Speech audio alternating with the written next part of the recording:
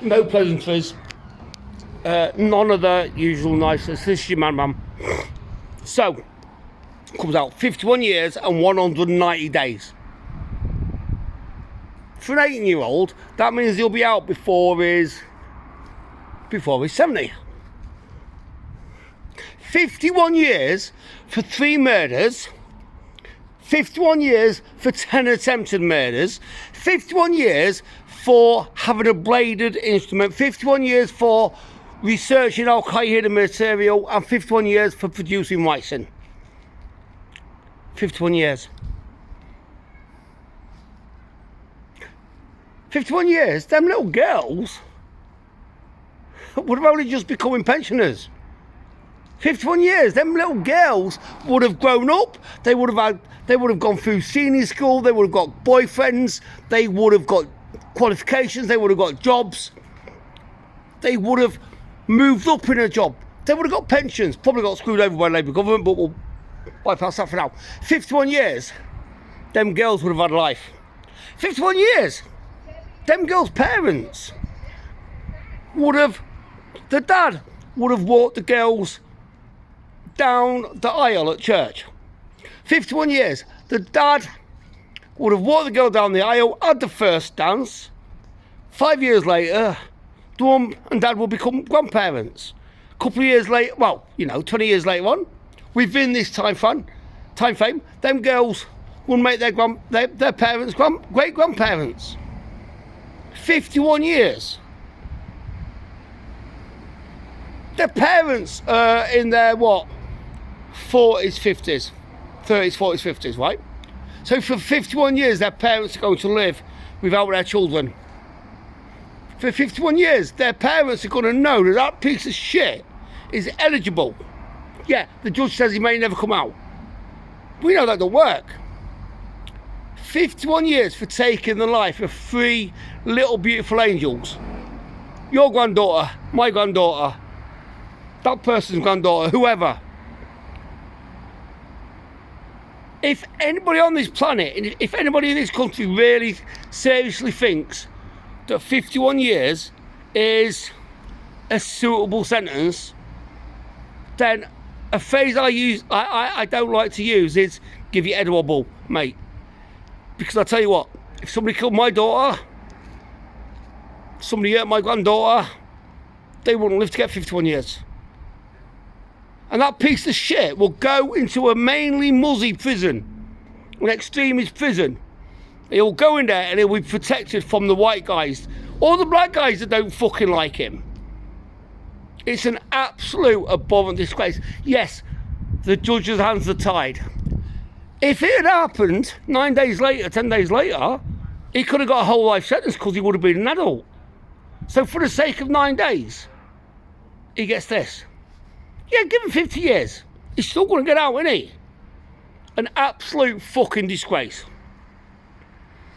Now we have to change things. We have to look at when his father stopped him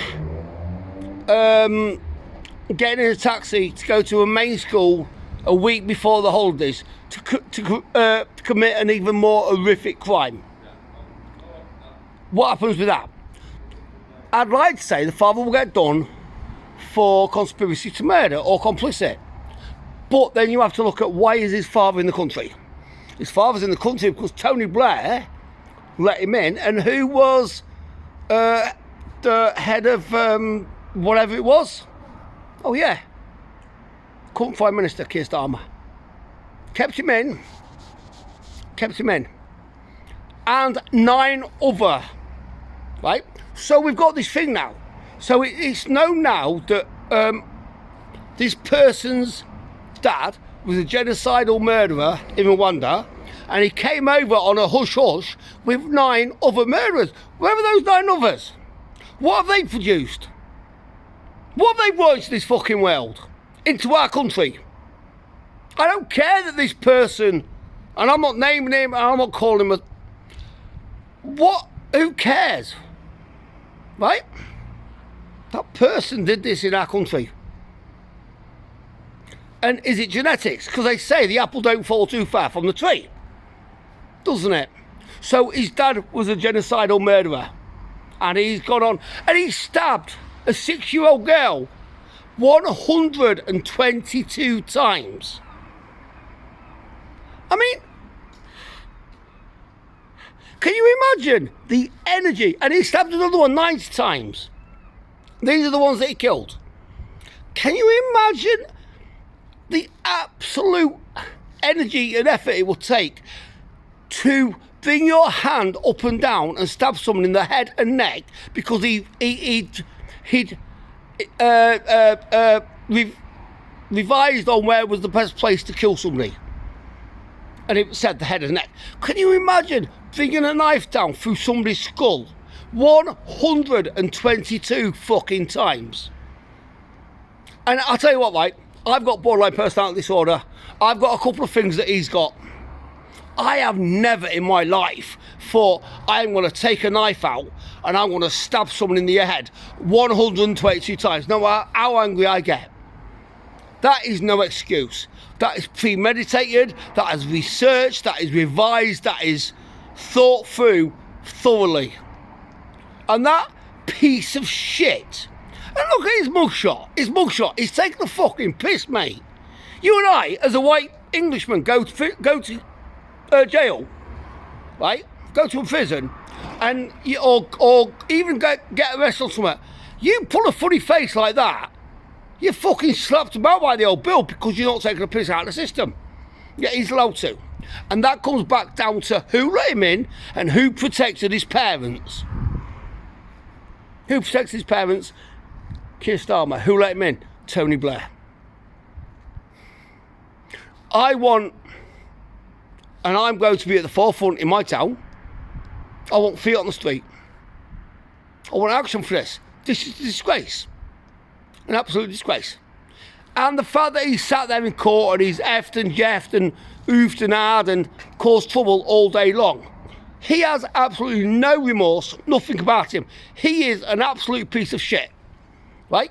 And if somebody gets to him before, goodwill to him. Because that piece of shit deserves nothing more than a fucking good old-fashioned scumbashing inside. Anyway, I didn't start with the beginning, but I'll finish it as I do. Take care, look after yourselves, look after each other, look after your friends, and do not give any of those little bastards, them dirty little cunts, half an ounce of freedom to do this to you or me or our kids or our grandkids. Take care, stay safe, stay loud, stay proud, stay sound, look around, keep your eyes open. Peace.